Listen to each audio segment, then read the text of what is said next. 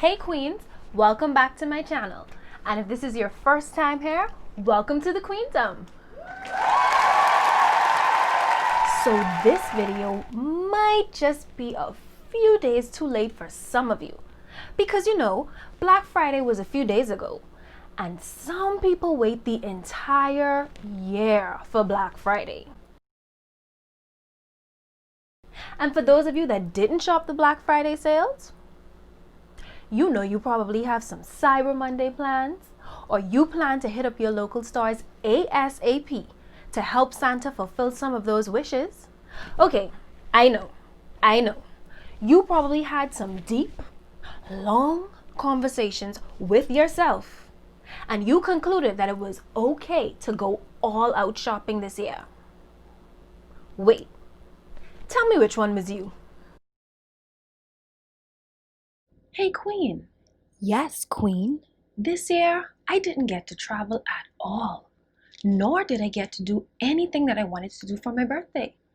So that should mean I should have a lot of money saved, huh? You know what? Christmas is coming, so why not splurge? Yes, Queen. You are correct. Go ahead. Hey Queen, Yes, Queen. I don't want to spend too much money this year, but everything seems to be on sale. Buy two, get one free. Buy three, get one half off. If I don't catch the sale now, maybe I will never. Yes, Queen. You are correct. Go ahead. Hey Queen, Yes, Queen. this year has been so crazy. I think it's best that I buy Christmas gifts for everyone. And while I'm at it, I shouldn't leave myself out, because this year was rough for me too. I just want to spread Christmas joy and cheer to everyone. From 6 feet away, of course. Social distancing. Yes, Queen. You are correct. Go ahead. Feeling guilty? Okay, I'll stop messing with you. Queens, nothing, absolutely nothing, is wrong with shopping. In fact, it's a Queen Jacinta approved form of self-care. However, we do have a civic duty to our queendoms to shop responsibly, and I have a few tips that can help you do that. So if you're interested, stay tuned.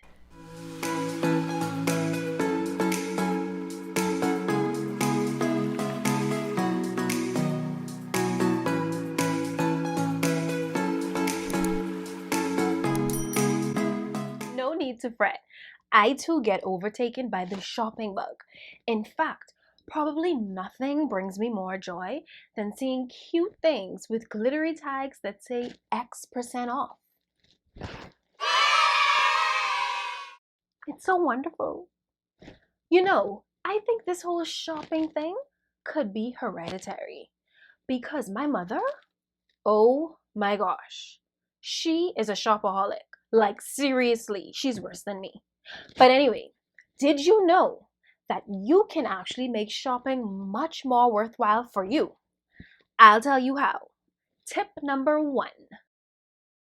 Set a realistic budget. Since we've just recently gotten connected, we have to start at this particular point in time. But I really look forward to going in deeper conversation with you about budgets and savings as we progress in this journey. But for right now, the first thing you need to do is to check your finances. Nope, don't make a mental calculation of what you think you have to work with. Go and actually see. If your style of planning is digital, open up a blank document on your phone or your laptop. Or if your style is old school, grab a book that you can dedicate to your finances and turn to a clean, fresh page. Now, if you're digital or if you're old school, I've included a link in the description box below that you can click that'll help you set up your document. List everything that you need and later what you want to celebrate the holidays. Needs are always before wants. I cannot stress this enough. Like, for instance, anytime that I travel, I message or call my parents and I stress to my mommy, let me know if there's anything that you need. Need being the operative word. But I have come to realize that my mother truly believes that God and my daddy supplies all of her needs. So it is my and my siblings' job and my daddy to supply her wants. Your needs are things that can be considered mandatory. These are things that are required to operate functionally from day to day. And your wants are things that can be considered as optional. These are things that you can survive without. Yeah, you will. So, if you're behaving like me, you know that the holidays are not complete if you do not have a scrumptious meal spread that includes however many meats and sides that you prefer. So in that case, you would need to list all of the ingredients that you would need for groceries that you probably don't already have. Or if you're a queen that's going to be traveling this holiday season, queens, if you're traveling, please be careful and cautious. But anyway, if you're traveling, the list of things that you're going to write down should include your travel costs, such as your airline fare, your lodging costs, any cost that you might estimate for food, anything that you're going to need to celebrate the holiday season. Or if you're one of those extreme decorators that want to decorate outside of their house with Santa and all of his reindeers on the roof, or Santa and Mrs. Claus on the porch, then you would need to write these things down as some of your needs. And remember, your needs are truly up to you. Your list will not look like my list, and my list will not look like yours. So these are completely up to you. I trust you with that. Now that that list is complete, get a total for that list, and that will be the total of all of your needs for this holiday season. Now, you want to prepare another list. This list is going to be your very own naughty or nice list. And this list, is going to be consisting of those friends and family that did or did not piss you off this year. Now, while you're doing that, be sure to remember any friends or families and or charities that are in need or can use a little extra cheer this year.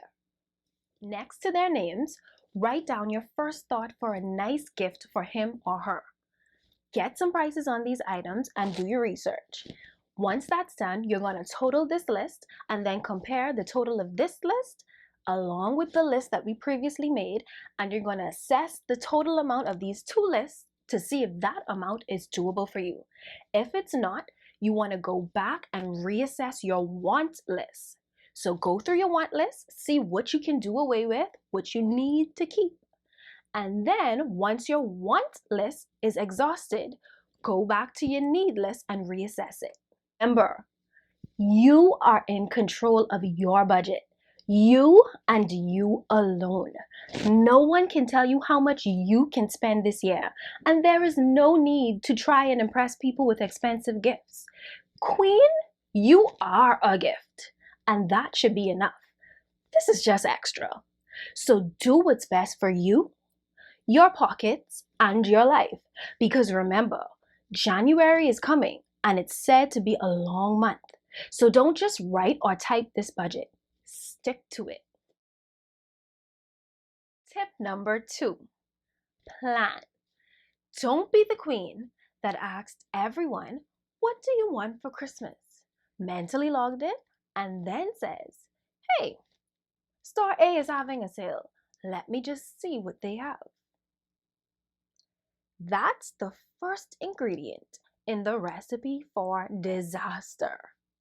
You know that when you get inside store A, you are going to see all sorts of things that look and smell like you need them, but you really don't. And then you're going to have to walk through every single aisle to take visual inventory of everything that they have and then be forced to decide in the aisles what to get when yourself is going to say, hello, queen. What about store B? They're having a sale too. And she has a valid point. Now you have to drive from store A to store B just to find out that store B doesn't have as much exciting things as in store A. So now you're physically drained and your shopping soul is so confused by so many other what ifs. Like, what if store C has it at a cheaper price? Or what if store D has it in that cute rose gold color that you wanted? After you've planned who you want to get gifts for, what you want to get them, and have done your research as to where, you can plan your time better. You can decide which days you go shopping, which stores you go to get specific items, and you can decide the order in which you go to those stores. You'll have a clear understanding as to what, where, and most importantly, how much. Now, disclaimer alert. Things can change and unforeseen events can happen, but your mind will be so much clearer from your research planning that you will have the brain space to deal with them as they come. Now, this tip is the juiciest. Come close. Tip number 3 is shop to save. I know you're probably thinking, what? Realistically, those two things, shop and save, don't even belong in the same sentence. But let me tell you, there are some ways that they do. One way is to contact your local banks and find out from them if any of their credit cards are rewards cards. Get information on these cards and figure out which one is most attractive to you. Some cards give you benefits such as you get free miles, you can also get free perks when traveling, and you can also get benefits like my card, my baby, that sits in a specially reserved seat in my wallet. That card gives me cash back. That's right, I get cash back for doing something that I often do and that I love to do: shop. Now, as with anything, there are pros and there are cons. Let's talk about the cons first. There are interest fees, but I'll talk to you about that in another video to let you know that that's not that big of a con. There are also annual fees, and there are fine print rules that restrict the eligibility for cash back. Another con is that this is free money, so you should know that the percentage rates that most banks offer on these cards are rather low. So if you spend a whole lot of money during the year, it doesn't mean that your cash back is going to be substantial. But hey, at the end of the day, it's still free money, right? And now for the pros. A cashback card is a card that allows you to earn money via a predetermined percentage rate on specific transactions. For example, if your card indicates that you can earn 2% cashback on all airline tickets, that means that for any airline tickets you purchase with your cashback card, you can earn 2% of that cost, and that amount will be credited to your card on a specific date. So many of my friends and family know that I rarely ever carry cash. I swipe my card wherever I can. And that's the reason why. For this year alone, this 2020 year, I've been able to earn about $500 on my cashback card. And 2020 isn't even over yet. Another way is to sign up for cashback websites. One website that I've been using for a steady year now is Rakuten. You may have seen the commercials on TV. Like I've said, I've been using them for about a year now, and I'm always happy when I do. Rakuten, formerly known as Ebates, is a cashback website that partners with over 2,500 huge brands to bring you discount codes, coupons, and cashback. How it works is that you download the app onto your cell phone, or you can download the extension onto your computer. On your computer, if you go to a website that you plan to purchase from, the Rakuten extension is represented by a purple R at the top of your screen. Whenever you're on a web page that is compatible with Rakuten, the R blinks. Once you click that R, Rakuten is now enabled. So all Rakuten does is ensure that they can log your purchases. How it works from the app is that once you open the app on your phone, you go into Rakuten and you type in the name of the website that you want to go on and purchase. Once you put that website in, Rakuten is going to redirect you to that site regularly. You do your surfing and you purchase your item, and Rakuten then logs your purchase. By logging your purchases, they are ensuring that they can properly calculate the cashback that you've earned and credit that to your account. Since using Rakuten, I've been able to earn just under $200. Yup, $200 for doing something that I like to do, shop. And the good thing is, Rakuten is currently promoting a earn and refer program. So if you use my link that's linked in the description box below to sign up for Rakuten and you make a purchase of a minimum of $40 or more, you will receive a $40 cashback reward for you signing up, and I'll receive a $40 cashback for referring you to Rakuten. You see what I did there? Helping each other out in our queendoms, queen to queen. Be sure to note that the minimum $40 purchase that you would need to make is not to Rakuten directly. This is literally just you doing your regular shopping online and using the Rakuten website to redirect you to that website. Another way is to utilize your coupons. You know, sometimes when you go to the food store, you receive coupons or stamps. If you're anything like me, I save all of these in a designated drawer in my kitchen. And another way is to utilize social media. Follow all of your favorite stores on any platform that they may be on. Also, sign up to their mailing list so you can receive details on any promotions that they're offering, sales, or coupons that they may have. Tip number 4. Now, I didn't ask you to create that budget to test your typing skills or to assess your handwriting.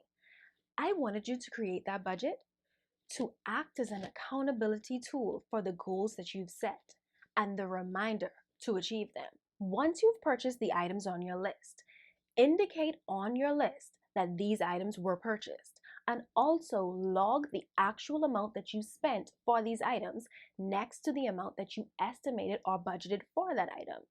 When you've done this, compare the budgeted amount to the actual amount. And if your actual amount was more than the budgeted amount, then you would need to know at this particular point that something else on your list may no longer be feasible. Or if your actual amount was less than your budgeted amount, know that I am so proud of you. After you've done this, sum the amounts of the items that you've already purchased. Take that total and subtract that from your budgeted amount to get the amount that you have left to work with. At this point, if you need to shuffle a few things around, go right ahead.